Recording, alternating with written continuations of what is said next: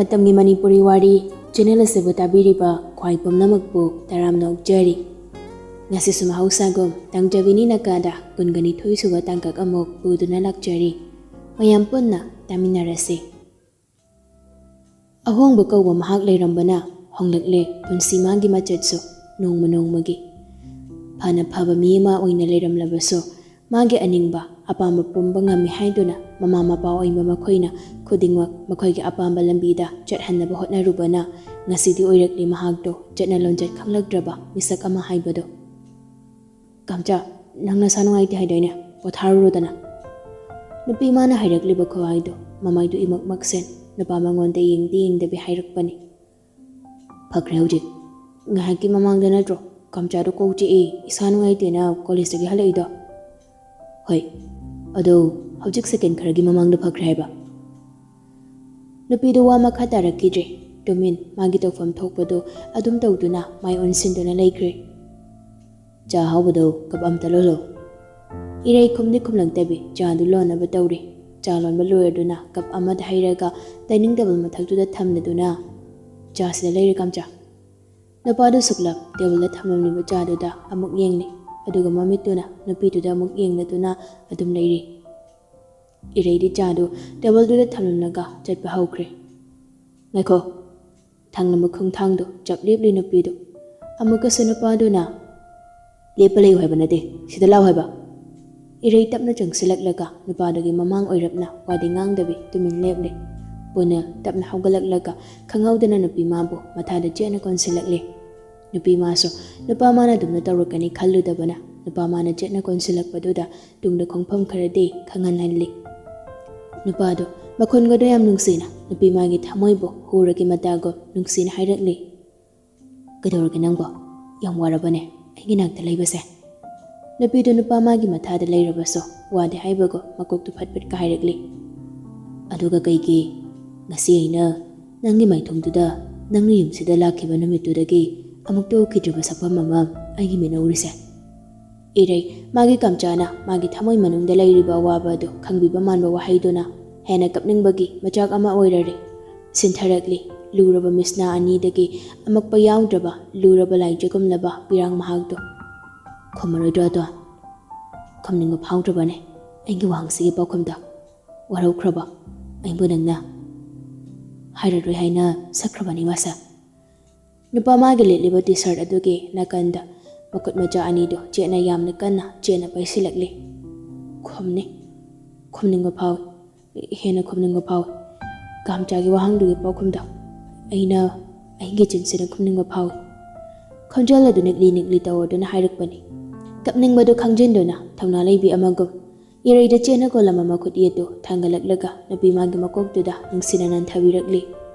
Hairo sedodi nangi nungaitaba singdo nangi kamchada loina hairo loina tadoine ina ainge to na haiba wa liba wari amata chithadana tadoine hairo se maramokpani.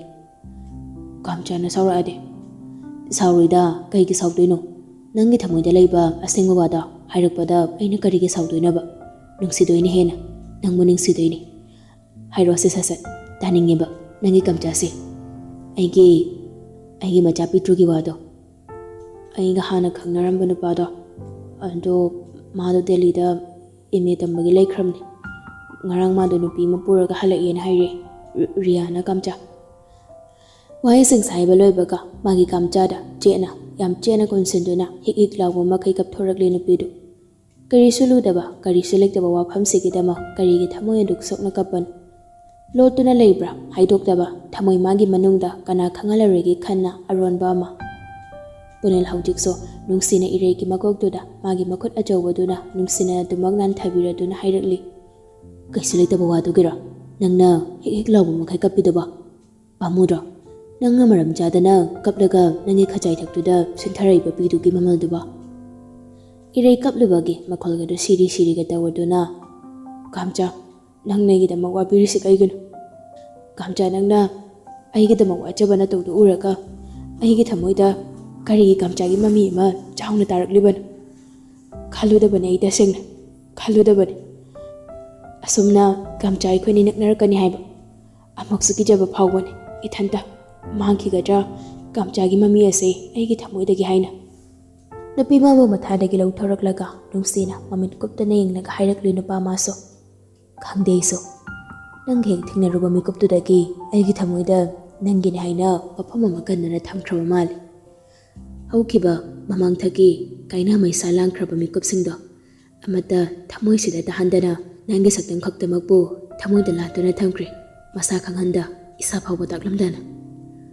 Among mathana chena konsinuna thamni nupido handakti nupido nupa man chena konsinbadu henmanbana sorhonbadu warduna as kamcha folle thadoina as thadomi ai sorhon ngamjeba folle haba kamcha nai thadoktadi ai sor folle siba tare haba ai sikraga atopa mayeng horge hairo thado kamcha nupado nokpit ka tawaduna mathadagi nupi mabu thadurakle hayang chatu siramoirangda siba garoida mi romance kayam tawkade wale mamit mana chap yungna engangakli nupido koidobo chatuna haise ahanu thangda ikaiba khangna tawjarasanu ko sumleidana nangina matam khara nungsinaramba nupa aduga igina aigi nupigi ex nupadagi luhongbado yawru saiwanida kamcha chatki ga chalo aidi chapang amaroi magi mamangdane amuk hana lepasu ngamoi aidi nangna koidobogi chapang amoideba hairo hairo magi mamangda pungkhai muk lephange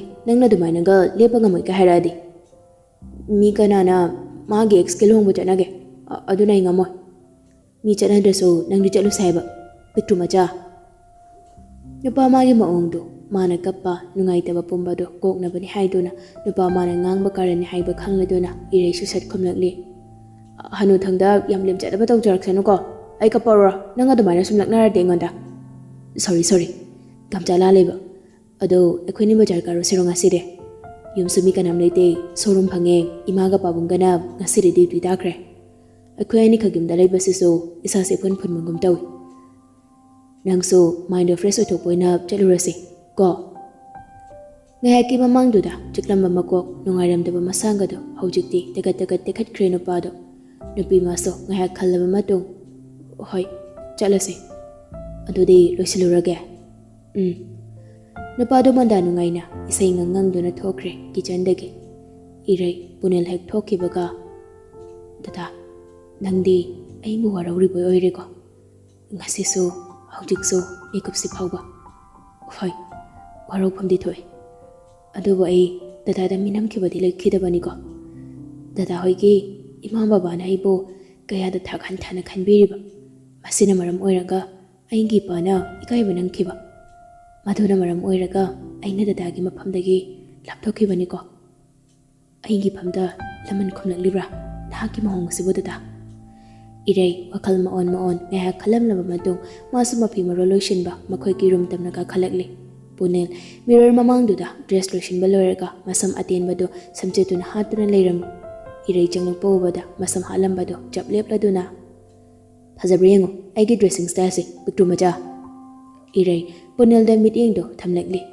urakle mukso nupa manba magi kamchagi phibam mordi do asuma koktagina makhong phawbu yeng tharakli punel nupi mana mangona munna genglakpaduda michi haipet ka khalladuna nokfet tawna hairakli aisei phajabra adumaina muningi dubu kaigina piktu macha mina muna yenglakpadi isade kaiba phawde ado nangna duma yenglakpadudi aisei hainadabam phawine nangonda ikairi ra haiso khangde do aise ire ikaina mamai du lok tharaga khomlakli phajai kamcha asengboirane piktu macha asingmeni kamcha adudi nang loisalodana thengkhrane irei washroom changduna mamai mamita thokluraga amuk thorakli upugi shoda hangladuna mana setpada chanagadaba machu khalli nupa masu nupiduna upodo hangdoklaga tawribado betuda phamdana yenglibani irei khurkhul mukagi lime green machu ge set ama makuna paikhalagli nupado madu ubada adu doina selopi tumacha nangone yam bakchadong mali adugi lime green machu ge setu setpado hoi kamcha asumna irei selection beloiri irei masam dhat beloiraga punal da mamit anidu tatuk ka yenglekli nupa maso nupiduna yenglekliba meeting doge artha du khangduna hairikli sidalaw kahigino lakta lawne Nupidusu haiba illiba angang macha amago samchitu pairanga nupadugi manakta lepli. Punel betuda makhongen thaduna phamlambado phok hawgalaklaga Iraygi masamda pairagli. Iraydu ngakna kainu kamcha. Nupado yaton otuna yamna tangna nokba magi minok adu nokladuna bini lonbiga tawani. As lonbiyo haidiko ay dum nonjagi yani.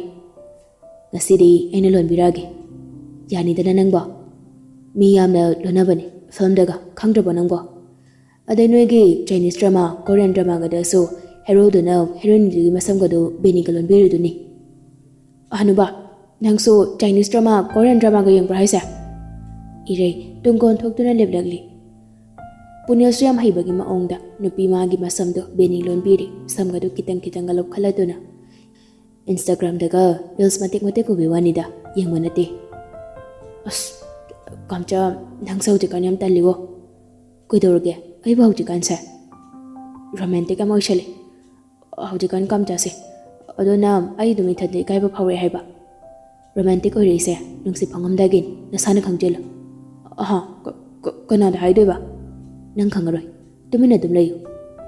Hayo. Kana dano panghaida hayo. Nungsi haidringai dane aigi sampeni lonbiru dati ushinbiro.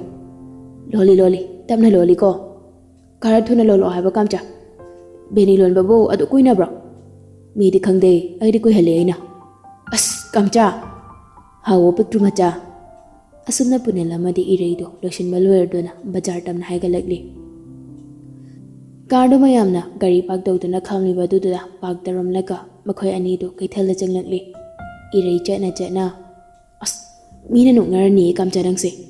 Punil iraygi makotu sambiraklaga koigi nungnadoiba.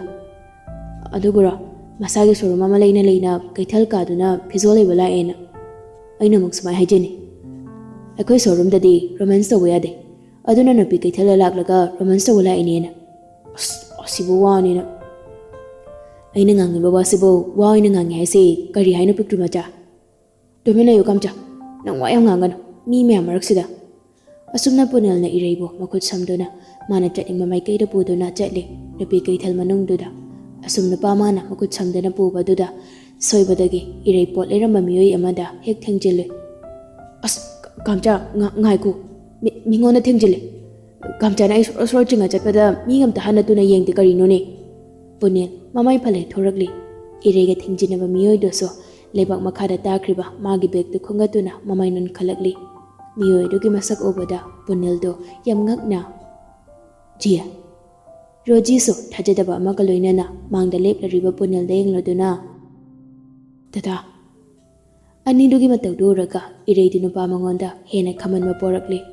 Punel magi nupi oiribi ireida phatyenglakli. Irei rojida mugyeng mangonda mugyeng tawduna leirambado obada hena nungsiba phawhanbani matawdo nupi magi. Punel karishu khandana rojida ansaladuna hairakli. Aigi nupini khangnawo mamingne irei. Aduga aigi nupi krumaja yam chammani madi. Kalakpa pokhanbani nupa magi akonbagi mingduda. Maga khangnaringai matamduda asiguma ming amata kawrakhidri. Aduga karigi telaba matam asida mahakal hongkiba nupi asida asiguma ming karamna kawramliba. Roji nungaidaba pumbado phajiladuna noksinaduna hairakli. Oh, masak sem cute oye. Kari numita thoklake nangde. Nahan tholakpani maga. Oh, nangdi sida kaidoramino. Ado nangi husband usu yawbra. Phi khara sum yengambani. Aigi husband ga lakpani. Mado asomna kana chatkhiba. Punaldo kaklapna. Oh, adude ekhoy amuk chalokhige. Nong matang chaba mada pulap haminaraga jama thakminakise. Hayai. Punel Rojigi mamangduda chaklasana matagam laknaragli. Piktu macha chalasilao. Asi hairaga nupi magi makut machado amuk samduna chatkre. Roji chatkriba aniduda bira chena chakna yengduna lehauri. Kana yengino. Roji pidu phijiduna phatai thokraga dada yengambani. Pitamna aduli chalasira. Nang leido boloraba. Chalasi dada. Asumna awaba nungaitaba khamanba kaya amana thanduna numit adusu adum haukirami. Ayuki pung 9 khare helakpa duwaiduda Riana ga ichengado poirei hoida lakli. Ichana tandi tan khridako moide changdu seibo. Nang tawribima aisu tan khrajani. ꯃꯣꯏꯒꯤ ꯃꯌꯨꯝꯗ ꯌꯧꯔꯦꯕꯣ ꯆꯪꯕꯁꯤꯅꯦ ꯌꯥꯝ ꯇꯜꯂꯤꯁꯦ ꯑꯩꯅ ꯅꯨꯄꯤ ꯃꯆꯥꯅꯤ ꯀꯩꯅꯣꯅꯦ ꯆꯪꯂꯗꯤ ꯆꯪꯉ ꯂꯣꯏꯔꯦ ꯀꯩꯗꯧꯔꯒꯦ ꯀꯩꯗꯧꯖꯔꯨꯅꯤꯒꯦ ꯃꯣꯏꯒꯤ ꯍꯟꯅꯨꯕꯤꯗꯨꯅ ꯑꯁꯨꯝꯅ ꯅꯨꯄꯤ ꯑꯅꯤꯗꯣ ꯒꯦꯠ ꯍꯥꯡꯂꯒ ꯆꯪꯂꯛꯂꯤ ꯂꯨꯍꯣꯡꯐꯝ ꯑꯣꯏꯕꯅꯤꯅ ꯑꯔꯥꯡꯕꯝ ꯂꯥꯛꯇꯨꯅ ꯀꯔꯤ ꯀꯔꯤꯅꯣ ꯁꯦꯝ ꯁꯥꯗꯨꯅ ꯂꯩꯔꯝꯃꯤ ꯔꯤꯌꯥꯅꯥꯅ ꯃꯥꯜꯂꯦ ꯈꯔꯗꯤ ꯃꯥꯜꯂꯦ ꯃꯣꯏꯒꯤꯁꯦ ꯍꯦꯃꯥꯗꯣ ꯊꯣꯔꯛꯂꯗꯨꯅ ꯍꯩꯃꯥ ꯀꯅꯥ ꯍꯪꯕꯅꯣꯅꯦꯍꯦ ꯏꯕꯦꯝꯃ ꯅꯣꯏꯕꯣ ꯏꯆꯟ ꯃꯆꯤꯟꯅ ꯐꯥꯖꯤꯟꯕ ꯉꯝꯍꯧꯗ ꯁꯠ ꯍꯦꯛꯇ ꯍꯥꯏꯗꯣꯛꯈꯤ ꯏꯅꯦ ꯑꯩꯈꯣꯏꯁꯦ ꯏꯅꯦꯕꯨ ꯉꯝꯕ ꯑꯃ ꯂꯥꯛꯑꯦ ꯍꯥꯏꯗꯅ ꯂꯩꯀꯥꯏ ꯃꯤ ꯃꯌꯥꯝꯅ ꯍꯥꯏꯅꯕ ꯑꯗꯨꯗ ꯑꯩꯈꯣꯏꯁꯨ ꯌꯦꯡꯕ ꯂꯥꯛꯆꯕꯅꯦ ꯏꯆꯝ ꯆꯝꯅ ꯍꯦꯃꯥ ꯏꯆꯟꯅ ꯍꯥꯏꯔꯤꯗꯨ ꯇꯥꯍꯧꯗ꯭ꯔꯗꯨꯅ ꯍꯪꯂꯛꯂꯦ ꯍꯩꯃꯥ ꯀꯔꯤ ꯍꯥꯏꯕꯅꯣ ꯏꯕꯦꯝꯃ ꯍꯧꯖꯤꯛꯀꯤꯗꯨꯕꯣ ꯀꯩꯁꯨ ꯍꯥꯏꯗꯦꯗ ꯏꯅꯦ ꯑꯩꯅ ꯍꯥꯏꯕꯗꯤ ꯏꯅꯝꯃ ꯃꯁꯛ ꯌꯦꯡꯕ ꯂꯥꯛꯄꯅꯦ ꯍꯥꯏꯕ ꯃꯧ ꯃꯁꯛ ꯌꯦꯡꯕ ꯂꯥꯛꯏꯔꯣꯅꯦ ꯅꯣꯏꯅꯤꯁꯤꯕꯣ ꯅꯊꯧ ꯂꯩꯇꯗꯧꯅ ꯃꯁꯛꯀ ꯀꯩꯁꯨ ꯐꯖꯗꯕꯅꯤꯗ ꯏꯕꯦꯝꯃ ꯅꯣꯏꯅ ꯌꯦꯡꯕ ꯂꯥꯛꯏꯕ ꯃꯧꯗꯣ ꯂꯩꯀꯥꯏ ꯃꯤꯅꯗꯤ ꯐꯖꯩꯅ ꯍꯥꯏꯅꯍꯧꯋꯤꯗ ꯏꯅꯦ ꯔꯤꯌꯥꯅꯥꯗꯨ ꯉꯛꯅ ꯀꯩꯅꯣ ꯉꯁꯥꯏ ꯑꯩꯈꯣꯏꯒ ꯊꯦꯡꯅꯕ ꯑꯉꯥꯡꯗꯨꯅ ꯐꯣꯇꯣ ꯀꯥꯞꯄ ꯄꯨꯔꯛꯄꯗꯗꯤ ꯑꯩꯁꯨ ꯌꯦꯡꯍꯧꯕꯗꯨꯁꯨ ꯑꯗꯨꯝ ꯐꯖꯩꯗ ꯅꯣꯏꯅ ꯃꯤꯠ ꯁꯣꯛꯂꯕ ꯃꯥꯜꯂꯦꯅꯦꯀꯣ ꯗꯣꯛꯇꯔꯗ ꯑꯝꯇ ꯌꯦꯡꯊꯣꯛꯎꯆꯣ ꯆꯠꯂꯣ ꯑꯁꯤ ꯍꯥꯏꯔꯝꯂꯒ ꯄ꯭ꯔꯞ ꯊꯣꯛꯈꯤ ꯏꯆꯟ ꯊꯣꯛꯈ꯭ꯔꯤꯕ ꯍꯦꯃꯥꯗ ꯃꯆꯤꯟꯒꯗꯨ ꯁꯦꯞꯀꯠꯂꯒ ꯌꯦꯡꯂꯗꯨꯅ ꯐꯔꯣꯏꯗꯧꯔꯤꯕ ꯃꯅꯦꯝꯅꯦ ꯁꯤ ꯍꯅꯨꯕꯤꯁꯦ ꯃꯥꯏ ꯃꯃꯤꯠ ꯁꯣꯛꯂꯒ ꯑꯩꯈꯣꯏꯅ ꯃꯤꯠ ꯁꯣꯛꯑꯦ ꯍꯥꯏꯔꯝꯃꯤꯁꯤꯅꯦ ꯑꯩꯅ ꯉꯛꯏꯁꯦ ꯑꯗꯨꯅ ꯍꯥꯏꯁꯦ ꯐꯖꯅ ꯌꯥꯏꯅꯦ ꯃꯁꯤꯅꯦꯁꯦ ꯑꯩꯒꯤ ꯅꯦꯝꯄꯣꯛꯀꯗꯣ ꯃꯥꯗꯧꯅ ꯇꯧꯔꯝꯗꯣꯏ ꯇꯥꯔꯗꯤꯅꯦ ꯑꯩ ꯂꯨꯍꯣꯡ ꯅꯣꯉꯥꯟꯕꯒ ꯇꯣꯉꯥꯟ ꯆꯥꯅꯤ ꯍꯥꯏꯁꯤꯅꯦ ꯏꯕꯦꯝꯃ ꯅꯪꯁꯨ ꯅꯨꯄꯥ ꯑꯝꯗ ꯍꯥꯟꯅ ꯀꯣꯏꯔꯛꯈꯣꯀꯣ ꯑꯗꯨꯒ ꯍꯥꯏꯔꯣ ꯅꯪ ꯋꯥꯗꯣ ꯍꯧꯖꯤꯛꯇꯤ ꯈꯔ ꯄꯛꯄ ꯋꯥꯠꯂꯦꯕ ꯏꯆꯟ ꯏꯀꯥꯏꯔꯞ ꯇꯧꯅ ꯃꯃꯥꯏꯒꯗꯨ ꯂꯨꯛꯊꯗꯨꯅ ꯍꯦꯛꯇ ꯀꯥꯎꯕ ꯑꯩꯁꯦ ꯃꯤ ꯂꯣꯏꯅ ꯀꯣꯏꯅꯕꯁꯤꯗ ꯑꯩꯁꯨ ꯀꯣꯏꯔꯝꯗꯧ ꯃꯥꯜꯂꯨꯔꯦ